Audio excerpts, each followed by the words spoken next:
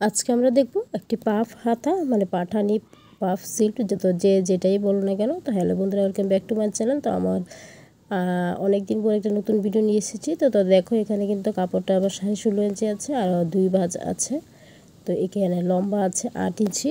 তো এখান থেকে দেখাবো আমি কিভাবে সুন্দর করে হাতাটা করছি। যে প্রথমেই কিন্তু হাতাটা দেখে দিয়েছি। তো তারপর দেখো 6 ইঞ্চিতে কিন্তু একটা দাগ দিয়ে দিচ্ছি। আর এই 6 ইঞ্চি দাগটা কিন্তু আমি চারদিক থেকেই দেবো, মানে কাপড়ের দুপাশ দিক থেকে কিন্তু ভেতরের দিক থেকে 6 ইঞ্চি করে কিন্তু আমি দাগটা দিয়ে দেব।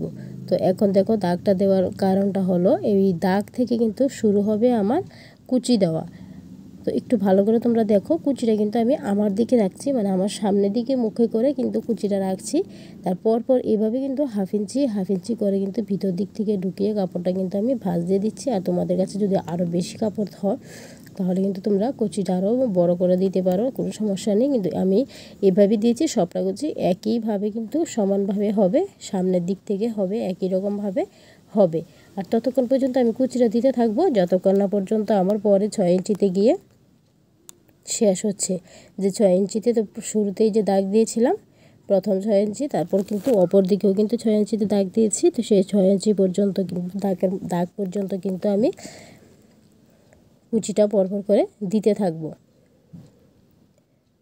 তো বন্ধুরা, আমি এরকম আরও একটি কুচি হাতার ভিডিও আপলোড করেছিলাম, আর সেখানে তোমরা অনেক ভালোবাসা দিয়েছো। তো আশা করি আজকের এই ভিডিওটি তোমাদের ভালো লাগবে, আর আমার যে নতুন বন্ধুরা আছে তাদেরও অনেক কাজে আসবে।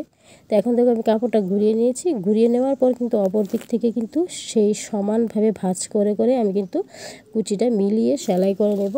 আর এখনের ভাঁজটা দেখো উল্টা দিকে দিচ্ছি, কারণ উল্টা দিকে না দিলে কিন্তু সেটা মিলবে না, এলোমেলো হয়ে থাকবে। তো সমানভাবে মিলানোর জন্য কিন্তু আমি ঠিক যেভাবে ভাঁজটা মিলছে সেভাবে মিলিয়ে কিন্তু, যেহেতু আমি কাপড়টা ঘুরিয়েছি তাই কিন্তু ভাঁজটা এখন উল্টা দিকে চলে যাবে।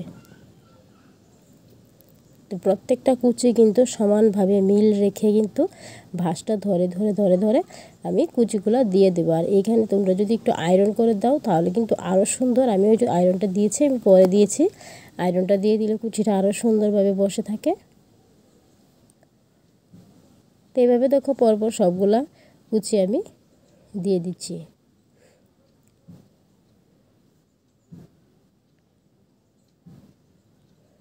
তো বন্ধুরা, যারা তোমরা আমার চ্যানেলে নতুন ভিজিট করছো অবশ্যই চ্যানেলটি সাবস্ক্রাইব করবে, পাশে থাকা বেল আইকনটি প্রেস করে রাখবে সবার আগে নতুন ভিডিও তোমাদের কাছে পৌঁছানোর জন্য। তো এই দেখো আমার কিন্তু কুচি দেওয়া হয়ে গেছে। তো এখন আমি কি করব, পার অ্যাড করব। হাতার যে পার আছে, যে লেসটা আছে, সেটা আমি এখন অ্যাড করব। তো এখানে লেসে কিন্তু এখানে 3.5 ইঞ্চির মতন আছে, তোমার আমি দেখিয়ে দিচ্ছি 3.5 ইঞ্চির মতন এটার হাইট আছে। তো এখানে এই লেসটা আমি অ্যাড করব, প্রথমে জোড়া দিয়ে দিব। তো তোমরা চাইলে কিন্তু এই লেসটার মধ্যে কিন্তু লাইলিং সাথে করে অ্যাড করতে পারো, কিন্তু আমি লাইলিংটা পরে অ্যাড করব, পুরো হাতাতে আমি লাইলিং অ্যাড করব, যার জন্য আমি এটা পরে শেষে লাগাবো।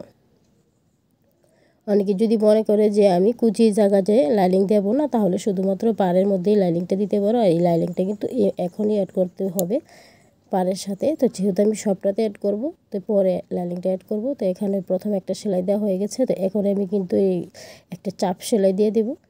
আর তোমরা চাইলে এখানে লেস ব্যবহার করতে পারো, আমি একটাই লেস ইউজ করব, তো সেটা আমি পরে দেব।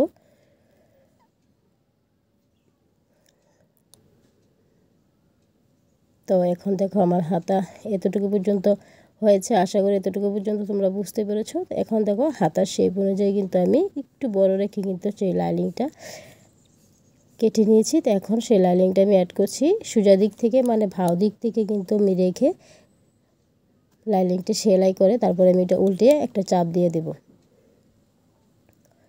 তো এখানে দেখো আমি কাপড়টা ভাঁজ করে নিয়েছি, আর এখানে একটা লেসও নিয়ে নিয়েছি। আর লেসের জন্য প্রথম কিন্তু 1 ইঞ্চির মতন বাদ দিয়ে দিয়েছি, এতটা প্রয়োজন নেই। হাতার মুহুরি যতটুকু আছে আমার অতটুকু লেস লাগালেই হবে।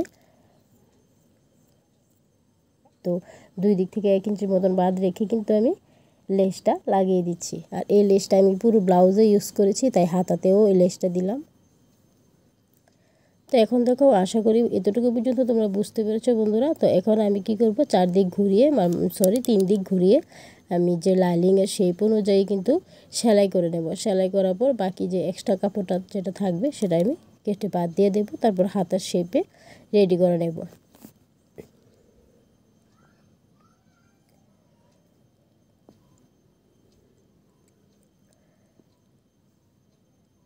তা আশা করি এতটুকু পর্যন্ত বুঝতে পেরেছো বন্ধুরা। যদি না বুঝতে পারো অবশ্যই ভিডিওটি আবার দেখবে, আর অবশ্যই কমেন্ট করবে, আর কারো কোনো সমস্যা থাকলে কমেন্ট করবে। আমি অবশ্যই চেষ্টা করব তোমাদের সমস্যা ভিডিওর মাধ্যমে সমাধান করার জন্য। পরবর্তী ভিডিও তোমাদের কমেন্টের মাধ্যমে নিয়ে আসব। তো এই দেখো আমার হাতা কিন্তু রেডি হয়ে গেছে। তো ভিডিওটি ভালো লাগলে অবশ্যই লাইক কমেন্ট শেয়ার করতে ভুলবে না। তো ততক্ষণের জন্য দেখা হচ্ছে পরের ভিডিওতে। ততক্ষণের জন্য ভালো থাকবে, সুস্থ থাকবে, টাটা।